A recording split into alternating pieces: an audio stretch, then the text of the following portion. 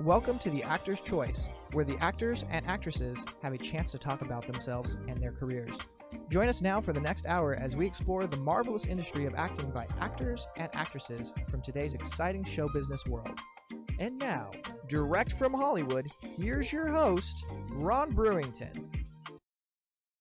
Everybody, I'm Ron Brewington, and welcome to The Actor's Choice. Roll it.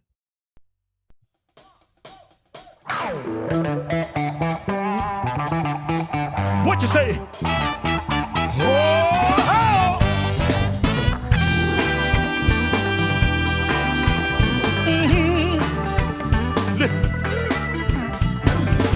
Walked out a nightclub at 2 a.m. See, wondering where I parked my car and where were my friends.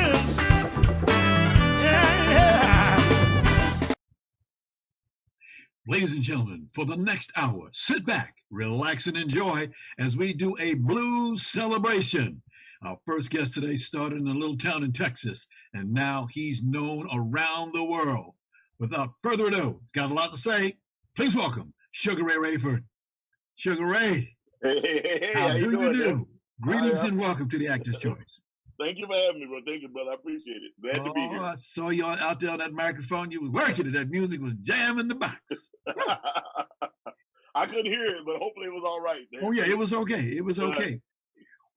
Tell us what it was like for you, growing up in Texas, poverty, loss, things like that. What was that like? Well, like anyone, I mean, it was hard, really hard. Watching my mother struggle, both financially and physically, with the cancer, that she passed away of colon cancer, and that pretty much beat her up for 6-7 years, made things extremely hard. But it also made you stronger, and that sounds so cliche, but it's very, very real. It makes you stronger and more appreciative when you do, quote unquote, get on the other side. But my brothers and I, we always felt that we did pretty well considering where the three of us ended up.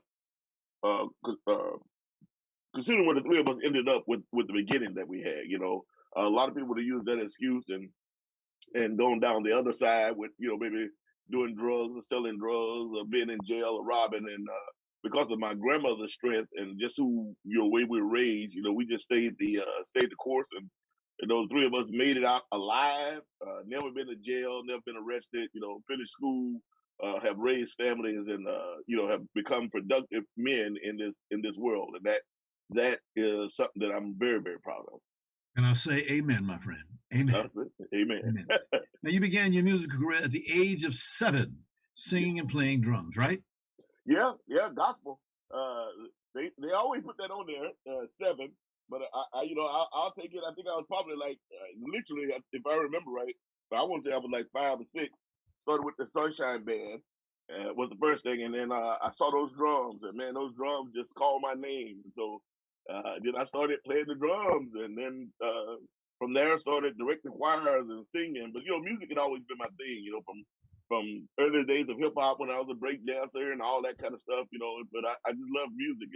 But yeah, I was like 5, 6, 7, somewhere in there, very young, very young. But the church, they start you out young, So yeah.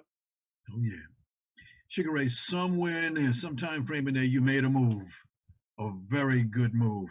You went and served your country by joining the United States Marine Corps. Simple fact. Simple fact. Wow, look at that picture. Look at that picture. Who's that handsome young man? I found that picture. I think that was the day of swim qual. I barely passed swim qual. I think I'm all ashy from being in that salt water. But yeah, my thought was this. By this time I was living with my grandmother. My mother had passed, and we had been living with our grandmother for a while. And the way we were raised is, I could never look at myself at 17, 18 years old living on my grandmother. Now, if I was able to live there and contribute to help pay rent, lights, food, so forth, so on, things might have been different. But at the time, musically, I thought I had run the gambit of my openings or my chances in East Texas at the time. And I had to say, I look around like I'm not going to be one of these guys, living on my grandma and blah blah blah. And so my family has always served. Matter of fact, we did our ancestry and we went all the way back. That we had 3 family members that served in the first Black regiment during the Civil War. And so, my family has served since the beginning of this nation, or at least after the Civil War, during the Civil War until now. And so it was a natural thing for me. And Marines, that's all I knew. We had a couple. I think we had a couple great uncles or uncles that did the Army, and somebody did the Navy, but most of us did always join the Marine Corps. So it was my way of getting out of the ghetto. It was my way of becoming a man and being able to stand on my own 2 feet and be able to look people in the eye without feeling ashamed. And so that was the reason that I initially joined. How long did you stay in the service? 10 years. 10 years. 10 years as a Marine. Yeah, 10 years. When you got out, you started dabbling with the blues. Well, actually, I started. I first of all, I left music alone for almost 17 years. Then played, then sang, then do everything. So when I first got out, I started doing, many things like I was working security and whatnot. And then I opened up my own bodyguard little business, and I took over as the cooler of several clubs. And before I realized that I had a small business, with 11 employees, and I worked at this one live venue in Carlsbad, California, and it was the first time I had been around quote unquote live music, probably in, like I said, 17, 18 years. And by happen chance, one day, some rock band was there, and the lead singer was trying to show off to the girls, whatever. Somehow or another, I don't know how it happened, but he wound up sticking the mic in my face, like, with a derogatory thing, like, you can't do this. I'm the best, and blah blah. And I was just like, and it wasn't like it was just a happen thing. I happened to be walking by, and so I didn't know the songs. I don't know these rock songs. I came up gospel. I knew a few old school hip hop songs, but as I always told people, a melody is a melody is a melody. So I grabbed the mic and just made up some stuff and hit some notes and blah blah blah and handed it back to him. And then everybody was just it's kind of like one of those E.F. Hutton moments. I don't know if you remember E.F. Hutton. Everything just kind of stopped for a second. Everybody just kind of looked at me, and I walked on to the front door to check on my bouncer at the front door. And it kind of happened from there. And then I started going like, maybe. And so I started playing with this soul funk group that we started called the Urban Gypsies. And we started that group with some great members, Michael Bowles, Monette Marino, James East, Charlie George, Martin Greaves, a lot of them. And in a short period of time, our very first gig or show, as they say, was a corporate gig for Coca-Cola, and we went and did that, which was amazing. I've been lucky. My first show, it wasn't a club, it wasn't a blah blah, it was this corporate thing, and in a short period of time, that band became one of the top corporate bands in the San Diego area. But I really loved the blues, so on Wednesday nights, and I still was bouncing. So on Wednesday nights is a slower night at the club, so usually just one bartender, one bouncer, myself, and a live band, a smaller band, kind of more like blues. Sometimes they would bring in some island music for Wednesday nights. And across the street, there was another venue called The Alley. And literally across the street, over the track. I can see it. It's only 100 yards away, but it's across the street, over the track. And every Wednesday night, they had this great blues band in there called Running Lane and the Texas Twisters. So since it was slow, I would walk over there because I could hear the music. And it would be packed. And I'd be like, what's going on over there? Because I could hear the music. I really wasn't enjoying what was being played at my place. It wasn't my thing. But it almost sounded like gospel.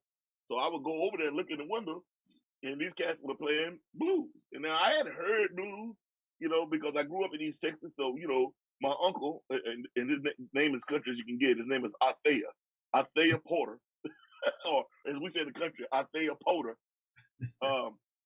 He'd be playing his 8-track, and he'd be playing some Johnny Taylor or some Copeland or whatnot, and I would hear that. Copeland? Yeah. Oh yeah. Johnny Copeland. And so, I'd be hearing Last $2 or something like that. And I was like, my grandma tell me I can't be listening to that. Anyway, long story short, they let me sit in a couple times. I didn't know the music, but music is music. So I would just go in there and make up some stuff. And I really love this blues thing, though, because it reminded me of gospel. It was so close to gospel.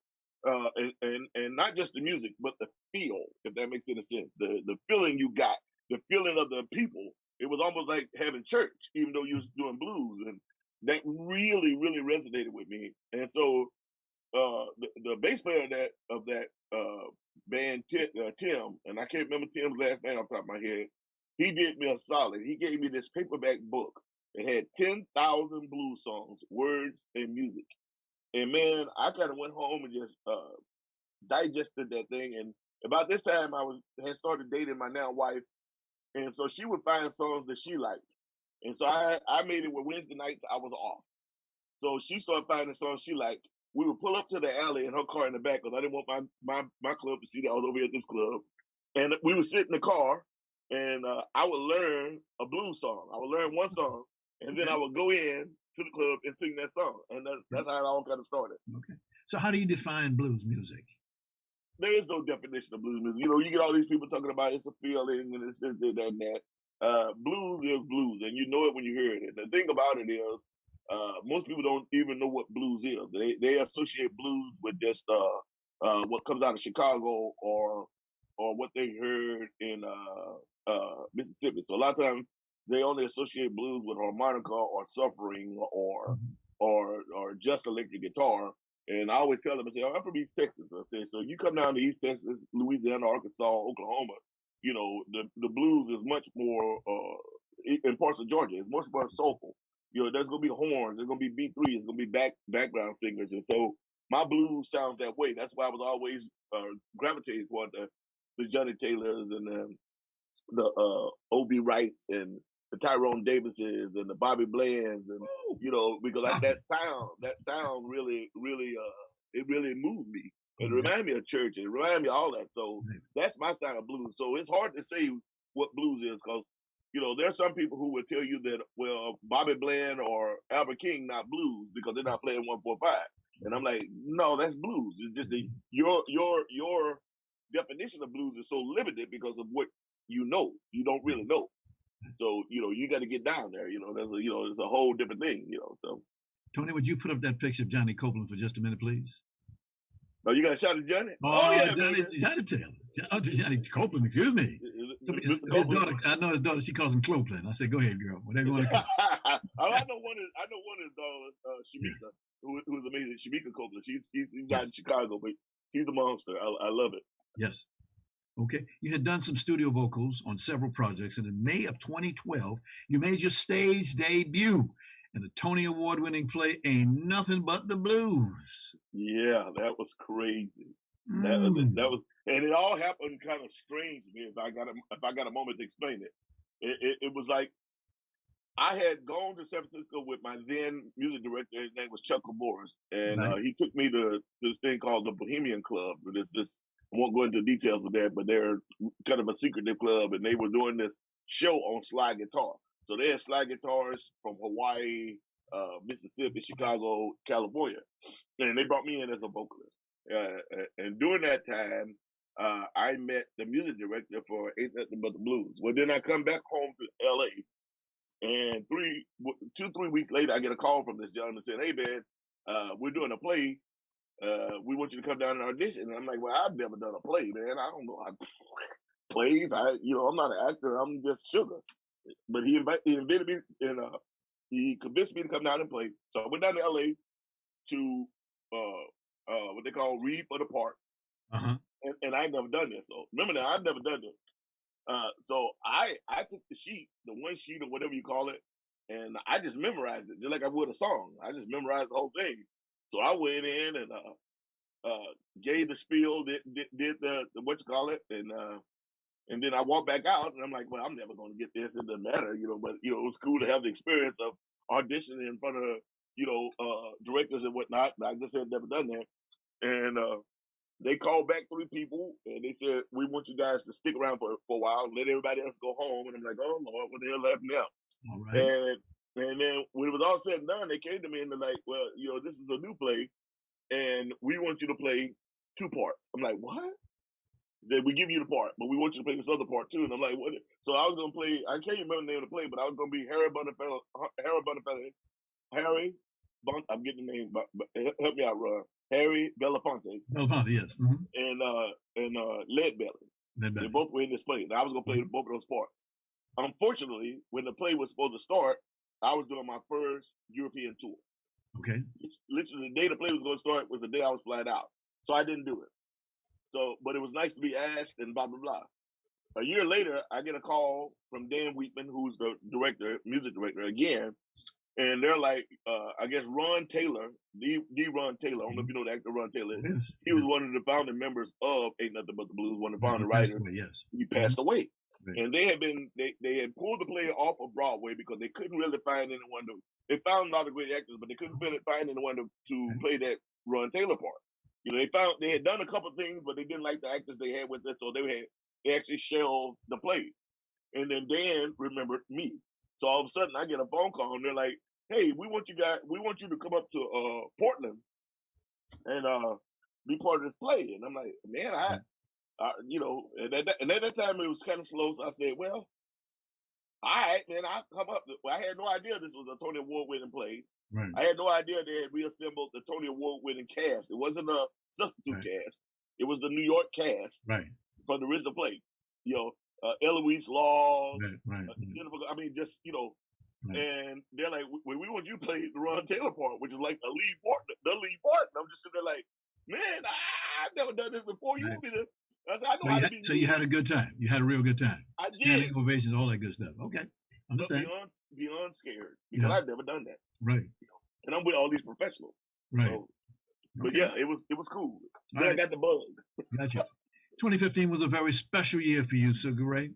You produced your third album called Southside. Roll it, Tony.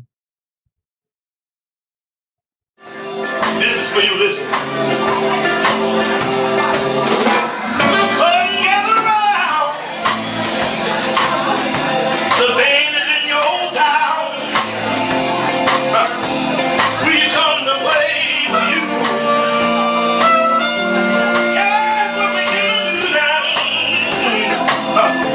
But if you want to have a good time, make your way to the south side of town.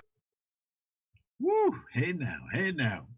And then you received the National Recording Award for Southside. Then you starred with Felicia Fields and Chic Streetmen in a play called Low Down Dirty Blues. The Low Down Dirty. Yeah, all this baby. In 2015, right. All that. Was that all 2015? All in 1 year. Oh, yeah, 1 year. But wait, one more good thing happened to you.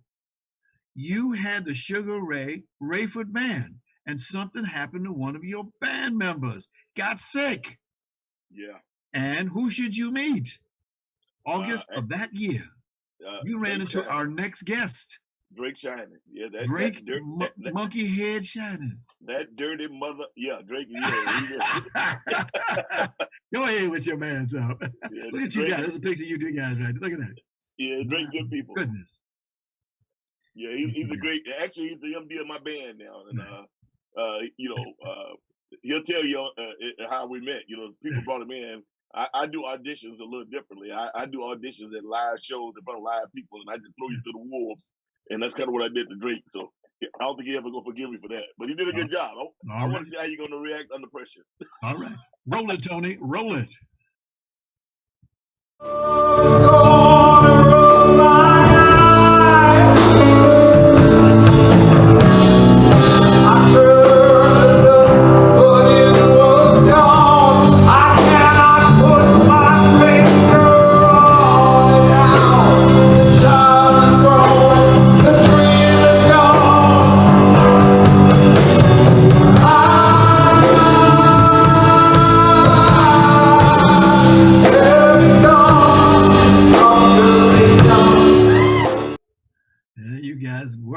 Working it out.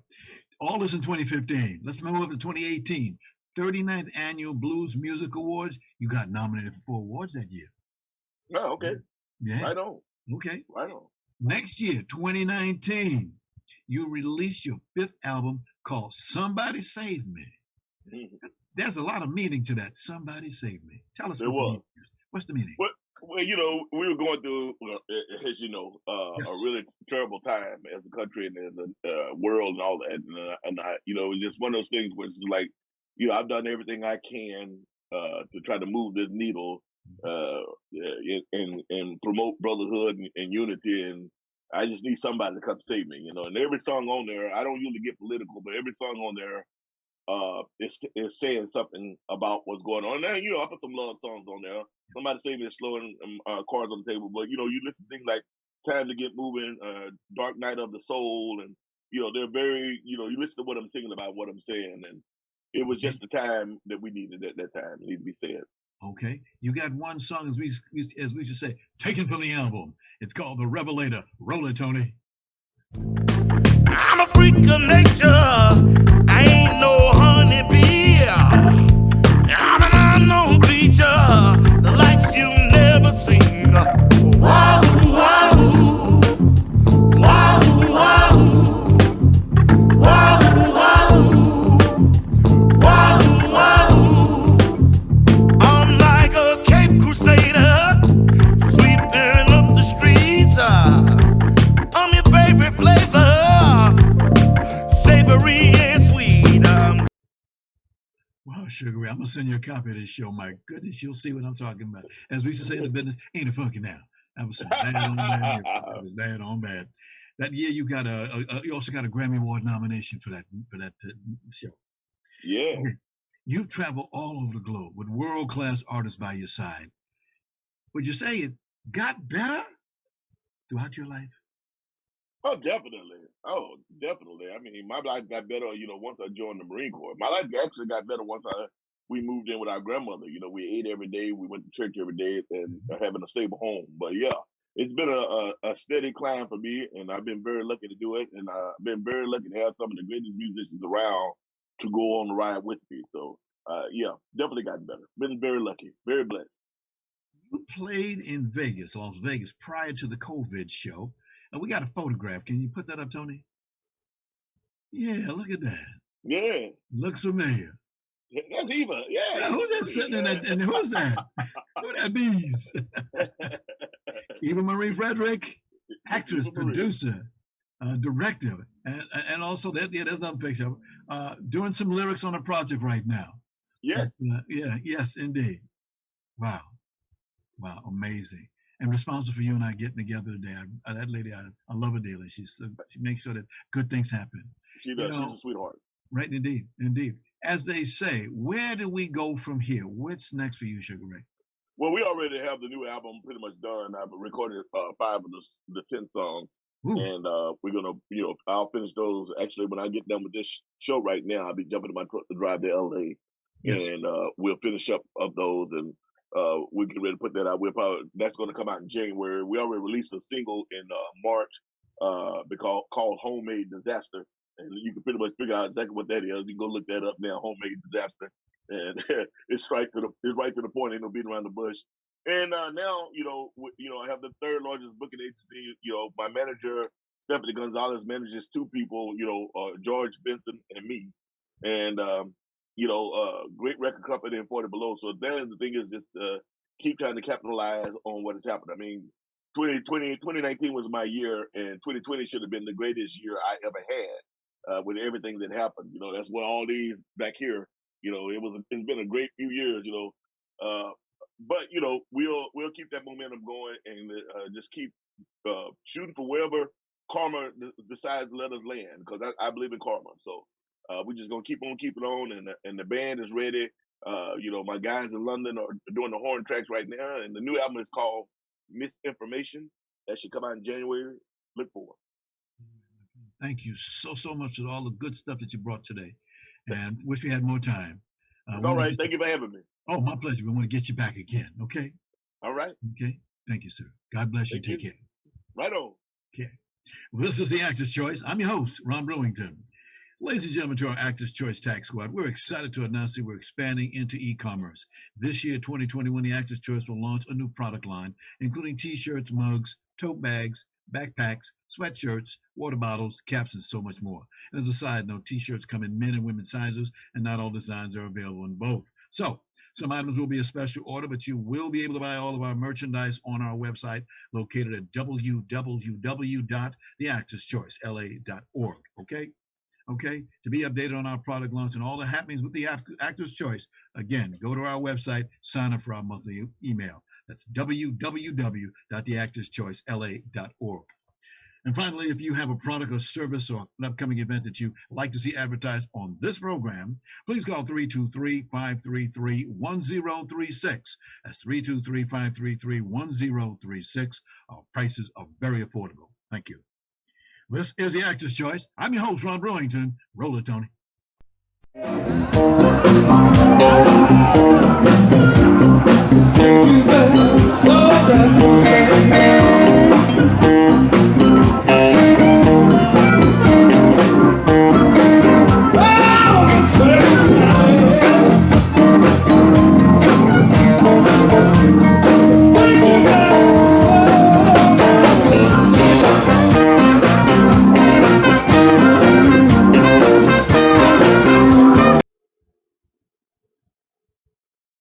My next guest hails from the Northwest Pasadena here in California, born to a working class family.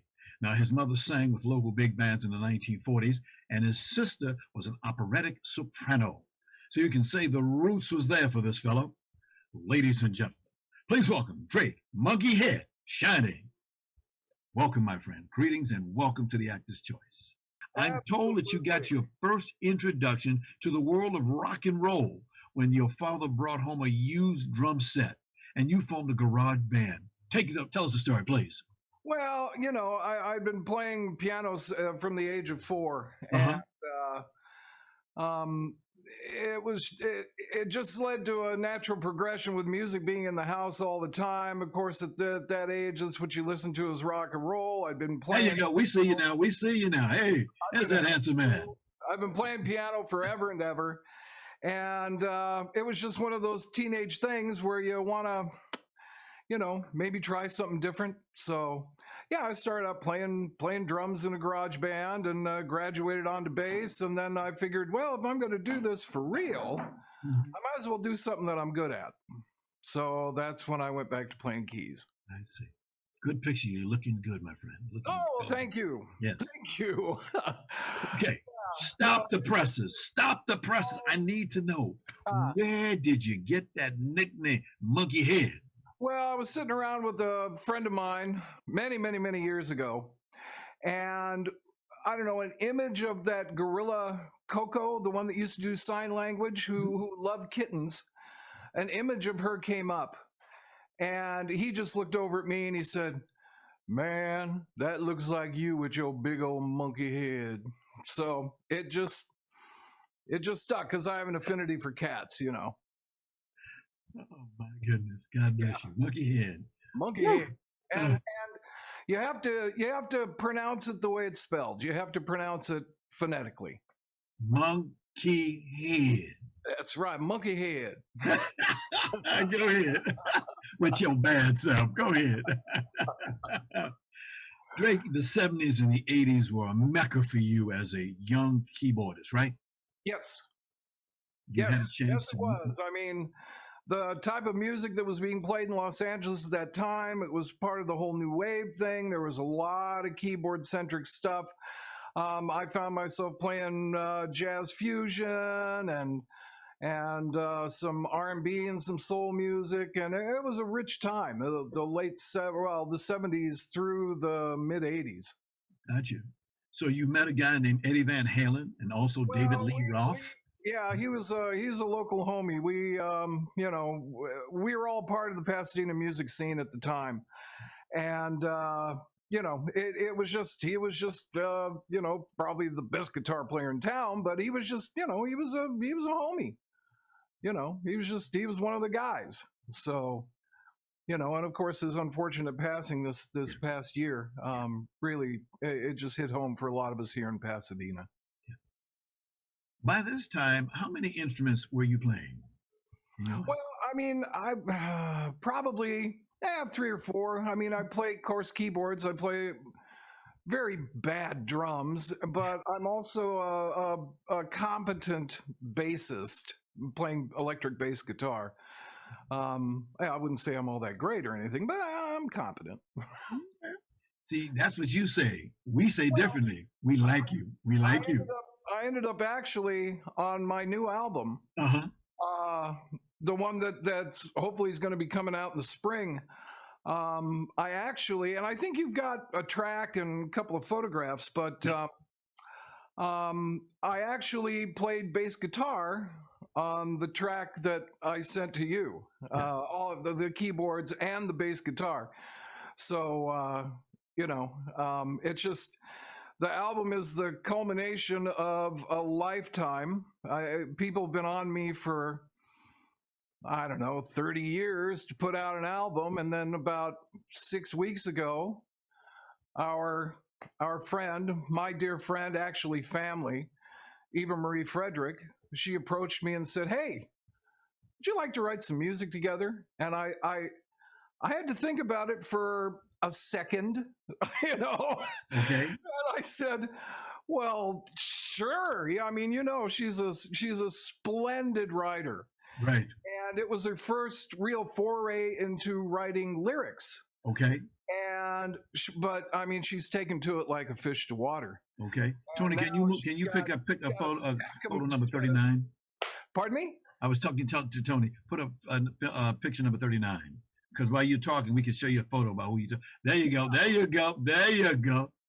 No, she's got a stack of lyrics, a backlog, and I'm writing as quick as I can. But Right. no, she's just tremendous and has been very, very supportive and very encouraging. As a matter of fact, she took the photo for the album cover. All right. I mean, she's got that thing going on. Right. Tony, put in 39A, please. Number 39A, can you put that in? She saw me in a particular spot. There you go. Look at there you go. She had to Can you shoot hold a that, please? photograph for the album cover. Right. Well, she shot the photograph, and we ended up using it for the album cover because it's such a tremendous image. Right. You see who are the people in the picture there? Who are those people in the picture? Oh, from the left, that's Frank Symes, a guest that you've had on previously. He was the music director for The Who. He's a producer, composer. He's played with everybody in town, and he's helping me out with the record. In the middle, of course, is the lovely and talented Ms. Eva Marie Frederick. Yay! And then, of course, there on the right, taking up space, is your humble servant. Humble servant. Humble servant. Looking good. Thank you, Tony. Anyway, back to the album cover. Yes. It's really been like a family kind of thing because her son, Dylan Bocanegra, Right. is a marvelous artist. He's actually working on the current Star Trek Picard series. Okay. So, we gave him the image and said, "Here, do something cool." And by God, he just knocked it out of the park, Can you show that, Tony? Can you show 39 again, please, just so folks can see it? Yeah, he just knocked that thing right out of the park. Yeah. Thank you. Thank you. Look at that. I couldn't be more pleased. I mean, it's just, Yeah. And that's you standing in that picture, right? That's me. Yeah, all right.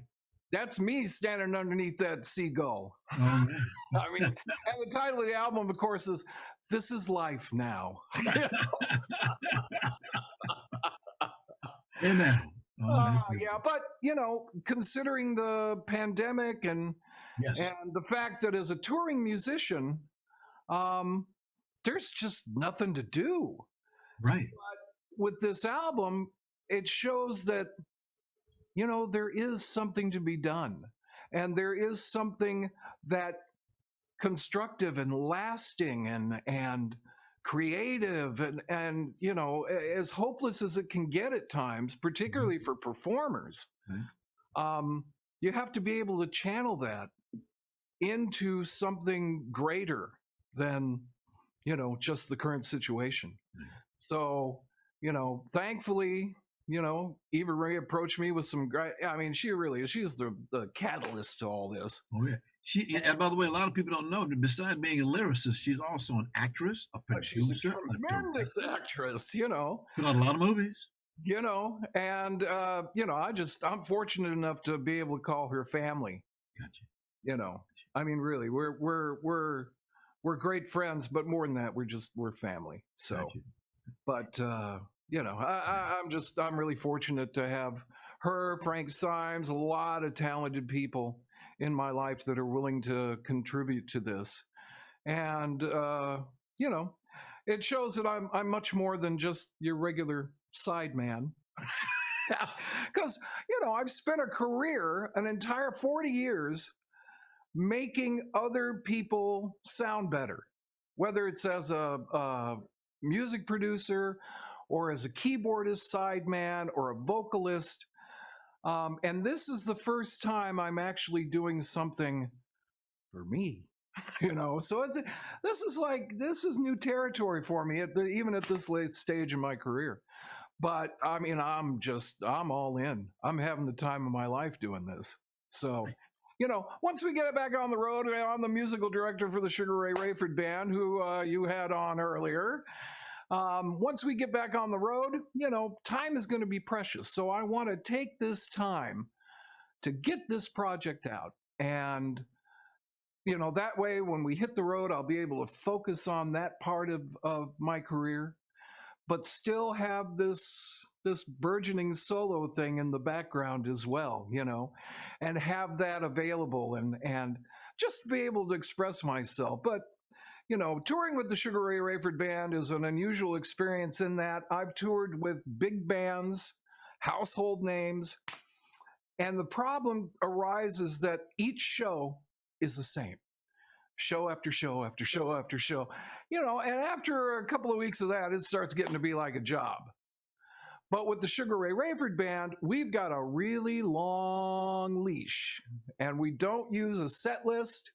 Everything just comes right off out of Sugaray's head. He's reading the audience, and we have to, as a band, we have to be prepared to hit anytime, any material he calls out. And that is what makes touring with that band just a joy. It never gets old.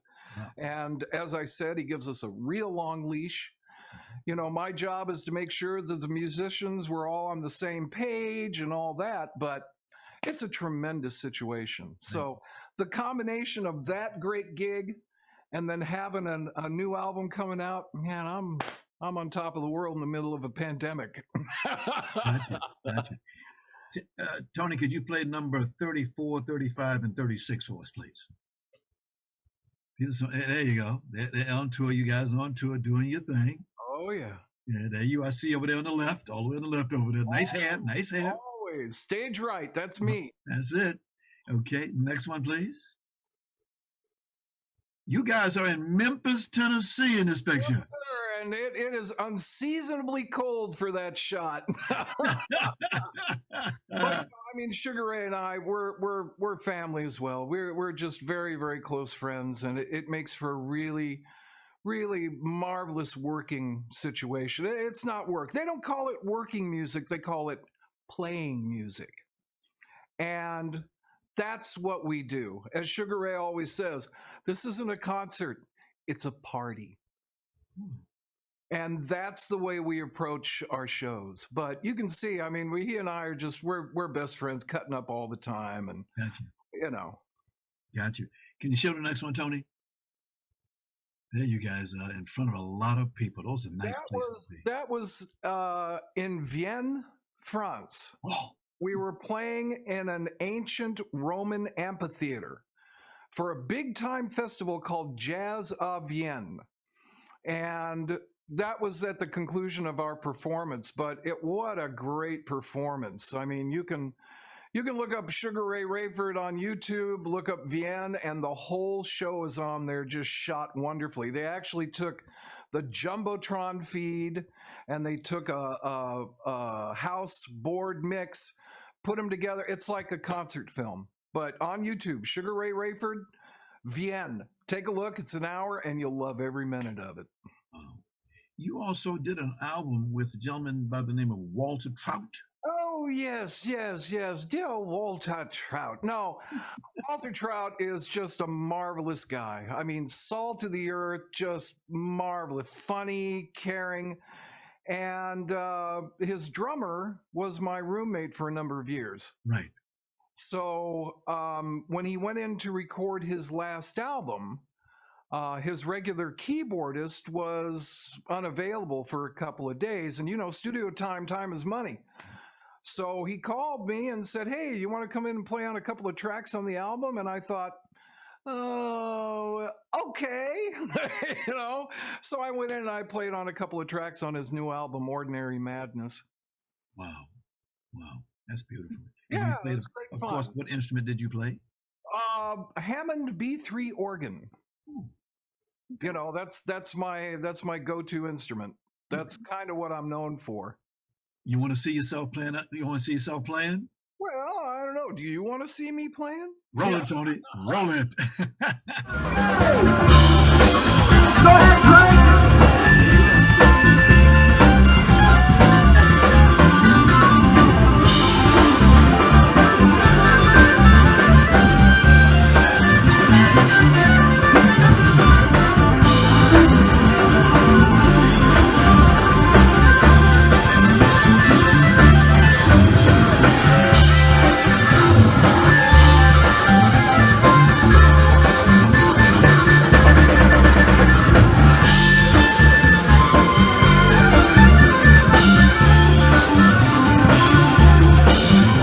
When it comes right down to it, there's nothing like the real thing. You know, there's one back over here in the corner you can almost see. I apologize. Oh, let me give a shout out to Billy Burke here at Montecito Music and Media for Okay. providing this facility for me. It's a wonderful studio. He does audio, visual. It's a great place up in Sierra Madre, California. I apologize for all those people that heads in the way. That was the only video I could find of you working at Hammond. Tony, could you go to the next slide for just a moment? Here's a thing where you unlock the magic of the Hammond organ. Sir, you have I don't need to tell you this, you got a reputation around the world for playing a Hammond organ. Hopefully it's a good Oh, reputation. yeah.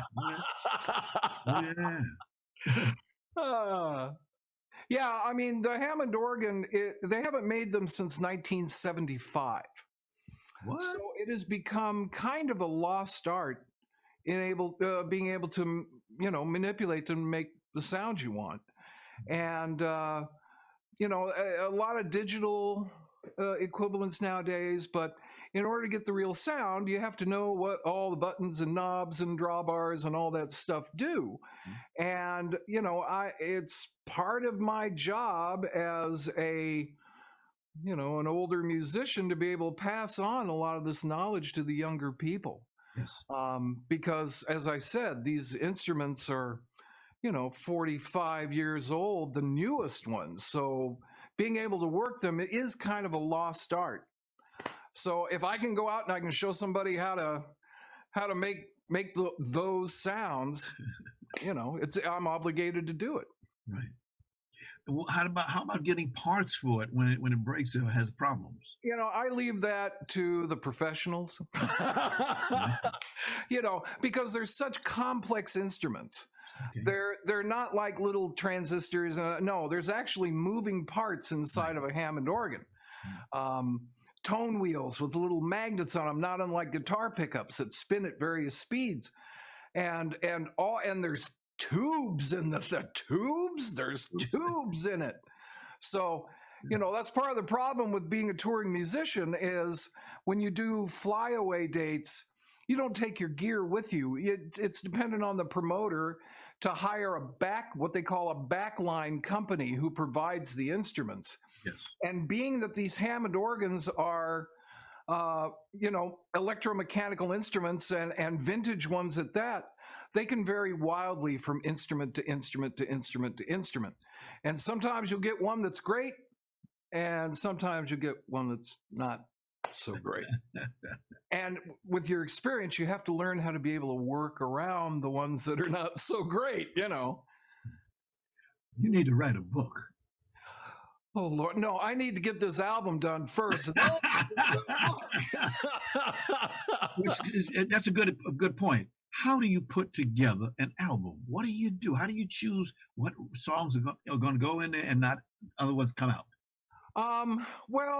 With this particular album, Eva Marie's been coming at me with lyrics that kind of follow a rather personal theme. Okay. I mean, we've known each other for years, so she's got a good handle on my personality. And so she sends me these lyrics, and the lyrics actually compose the music. that's what I have found with this, because I've written songs before. I've done instrumental stuff. I've done commercials and cues and things like that. But writing from lyrics, and I tell her it's amazing. She's like, "Oh my gosh, this song is so great." And I said, "Well, you did it." Your lyrics is what inspired the music. Yes. So, and we go over lyrics, this will work. Maybe not this so much. This one, yes. This one, maybe. But actually, the music does, in my experience, has sprung from the lyrics, which is kind of an epiphany for me. Right. I mean, that was just, I read these lyrics and this melody just kind of comes into my head. And then I work out the chord progressions to support that melody. And then I work out the instrumentation to support those chord progressions.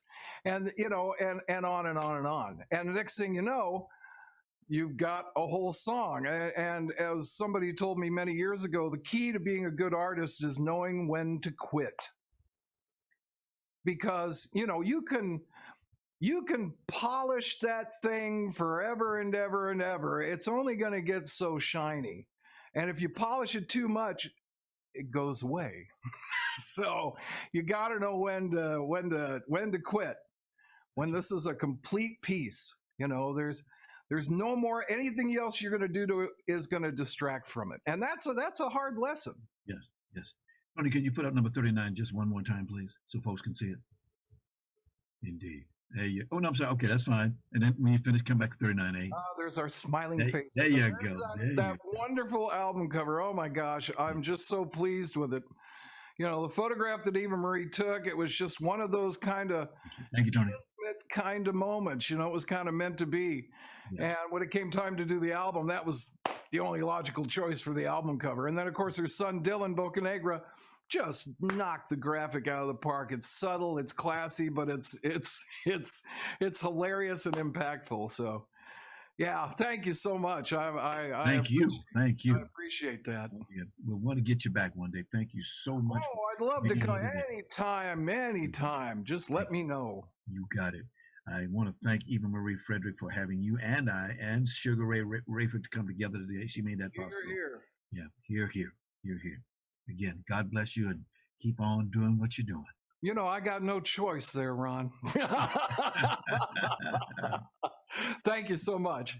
You betcha. I want to thank our sponsors, Harvey Brandman Photography as an Art, Ron Irwin's Haiku, Style, Passion, Heart, Larry Buford's Book to the Future, Time Travel, Message in a Capsule, State Farm agent Carla Green, and veteran actor Rob Brownstein, Actor Training School and Actor Space. And much thanks indeed to our special guest today on a blues special, singer-songwriter actor Sugaray Rayford, and keyboardist, musical director, singer-songwriter Drake Munkihaid Shining. And of course, special thanks to our ever-growing audience. Be well. We'll see you next time. Right on, dude. Thank you, man.